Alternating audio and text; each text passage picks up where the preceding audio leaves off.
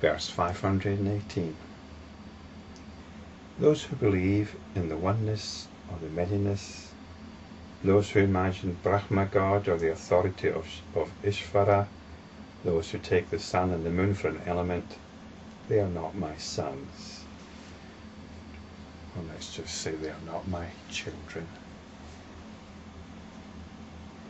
I spoke about oneness and otherness back in verse 514,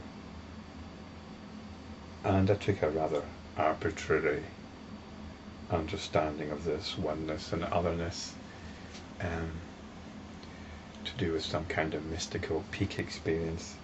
But oneness and otherness is really our basic dynamic. We see one here, that's me, and the rest of the world, otherness. This is our basic assumption. There's me here, world out there. I have to somehow make a go of it all.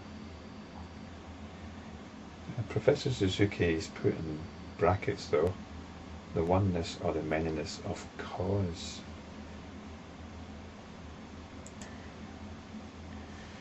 And I think what we're talking about here, what he's getting at here, is the idea that the world arises from certain conditions.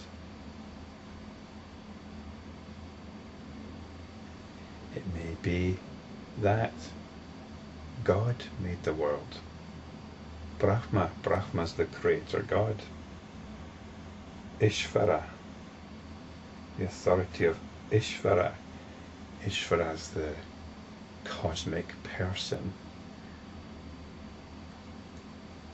and all the aspects of the universe are aspects of this cosmic person. It's rather a nice idea.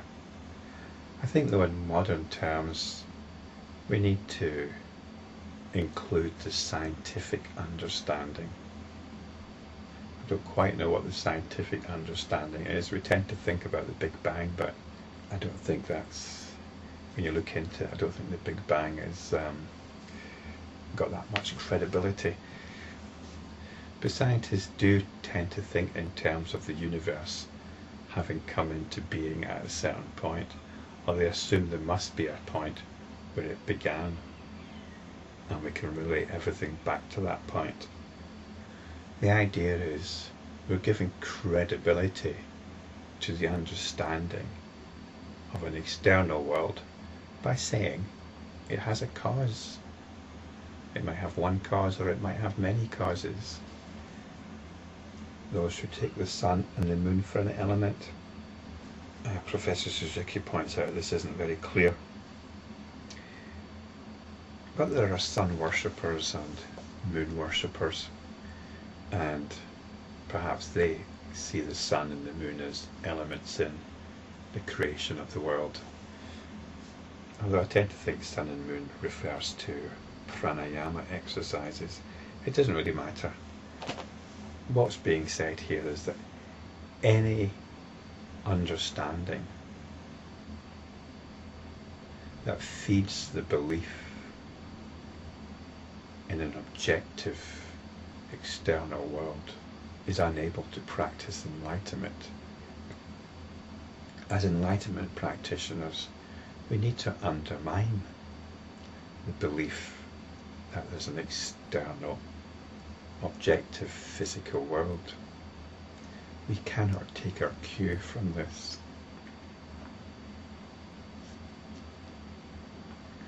We need to take our cue from the awareness that is aware of what is going on. From the awareness that is aware of this so-called objective physical world. That's what we take our cue from as enlightenment practitioners. In doing so, we move out of the story. We move out of the dream. In the dream, that mountain has been there for millennia.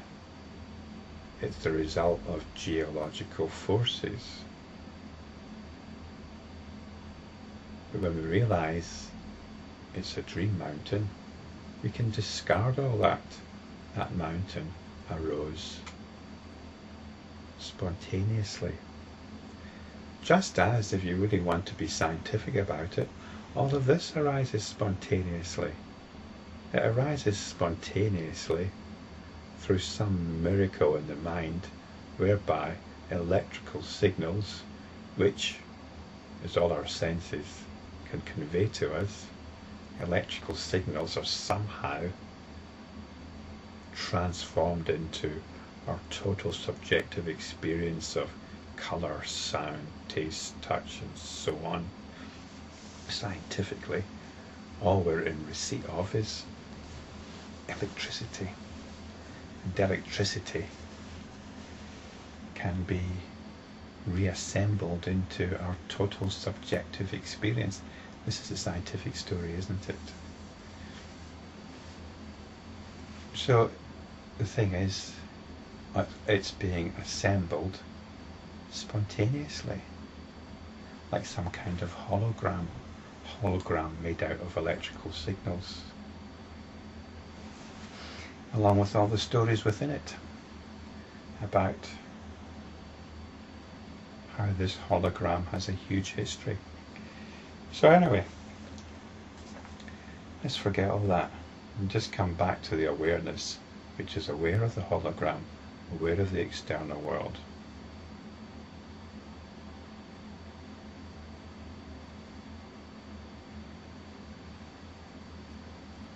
This awareness is its own authority.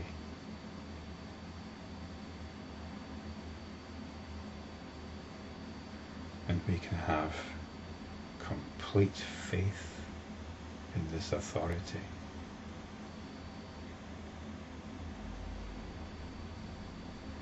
We can rest in it. There is no doubt here.